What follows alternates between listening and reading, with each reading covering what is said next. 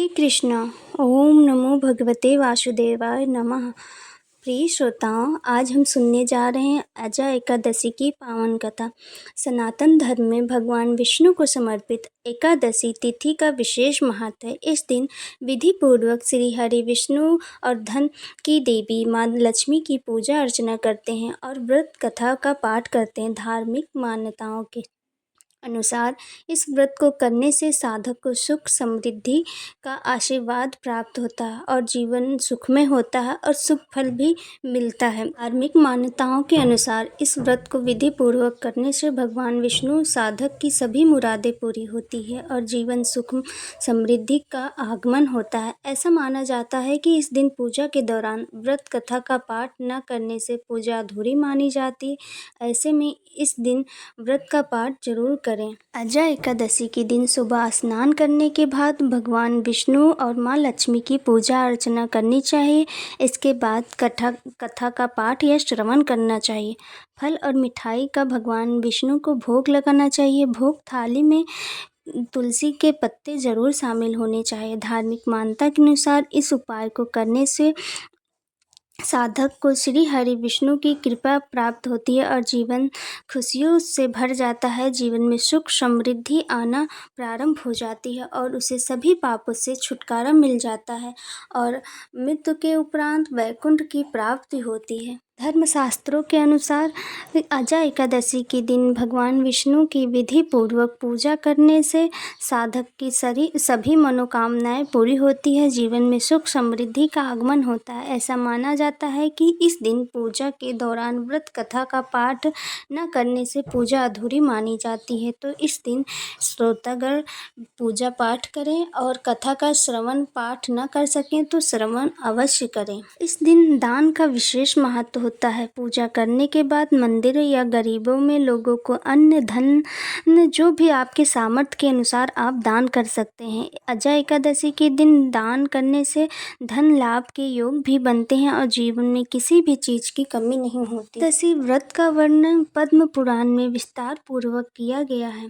मधुसूदन कहते हैं कि इस एकादशी का नाम अजा है। यह सब प्रकार के समस्त पापों का नाश करने वाली है। जो मनुष्य इस दिन भगवान ऋषिकेश की पूजा करता है उसको वैकुंठ की प्राप्ति होती है और उसे सभी पापों से मुक्ति मिल जाती है। पौराणिक कथा के अनुसार राजा हरिश्चंद्र नाम के एक राजा थे जो बेहद सत्यवादी थे और राजा हरिश्चंद्र इतने प्रसिद्ध और धर्मात्मा थे कि उनकी कीर्ति से पूरे संसार में फैली हुई थी और उनकी कीर्ति से देवराज इंद्र को भी ईर्ष्या होने लगी। तब देवराज इंद्र ने महर्षि विश्वामित्र को उकसाया और उनसे कहा कि आप राजा हरिश्चंद्र की परीक्षा लीजिए। इंद्र के कहने पर महर्षि ने राजा हरिश्चंद्र को योग बल से ऐसा स्वप्न दिखाया कि राजा ने स्वप्न में महर्षि को अपना राजपाट दान कर रहे हैं। इस दूसरे दिन महर्षि विश्वामित्र अयोध्या आए और अपना राज मांगने लगे। राजा इतने प्रतापी और दानी थे कि उन्होंने स्वप्न में किए गए दान को भी मान लिया और सब दान दे बैठे। और राजा अयोध्या से जब राजा हरिश्चंद्र जाने लगे तो मुनि विश्वामित्र ने कहा कि राजन, जब तब दान व्रत पूजा पाठ तभी सफल होता है जब दक्षिणा दी जाए। आपने तो कुछ दक्षिणा नहीं दी। तब राजा ने कहा कि हे ऋषिवर, आप मुझे कुछ समय दीजिए, क्योंकि राजा ने पहले ही अपना सब राजपाट दान दे दिया था तो उनके पास दान देने के लिए कुछ नहीं था। तो राजा ने 1 माह का समय लिया और राजा काशी आ गए। काशी में उन्होंने पहले अपनी पत्नी को एक ब्राह्मण के यहाँ दान कर दिया और राजकुमार छोटा था तो प्रार्थना करने पर उसे भी अपनी माता के पास रहने दिया। स्वप्न और स्वयं भी एक चंडाल के हाथ को बेच दिया। इस प्रकार राजा हरिश्चंद्र ने 1000 मोहरें महर्षि विश्वामित्र को दे दी। अब रानी शैलजा ब्राह्मण के घर दासी का काम करने लगी और राजा चंडाल के यहाँ दाह संस्कार के बदले कर वसूली का काम करने लगे।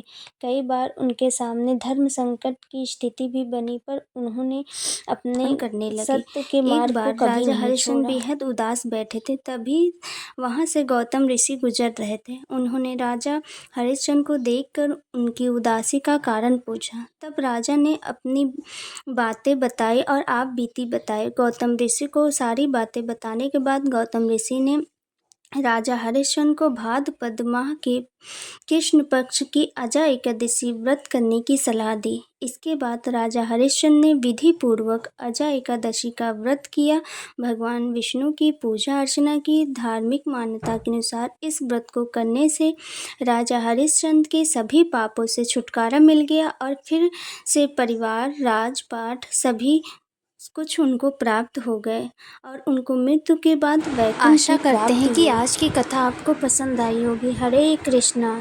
आइए जानते हैं एकादशी की उत्पत्ति और उनका जन्म कैसे हुआ।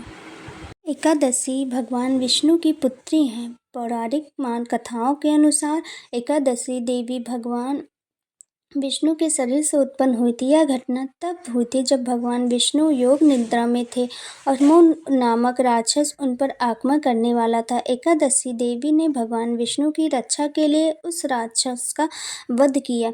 एकादशी देवी का जन्म मार्गशीर्ष मास के कृष्ण पक्ष की एकादशी तिथि को उत्पन्न हुआ, इसलिए एकादशी को उत्पन्ना एकादशी भी कहा जाता है। एकादशी देवी को भगवान विष्णु की शक्ति का प्रतीक माना जाता है और उनके सम्मान में एकादशी व्रत रखा जाता है।